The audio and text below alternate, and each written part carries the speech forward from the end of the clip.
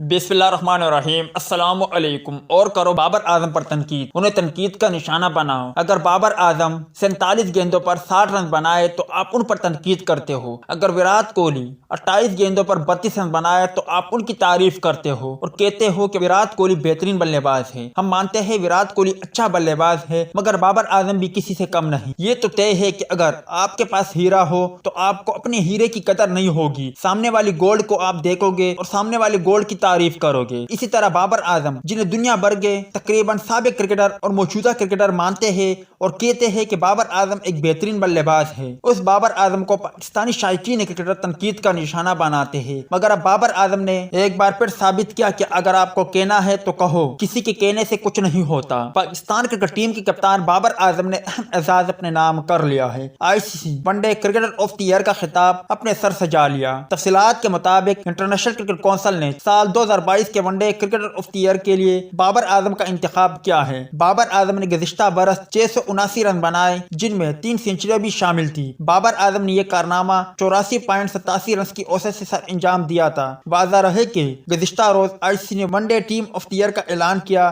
جس میں بابر اعظم کو ٹیم کا کپتان مقرر کیا گیا تھا۔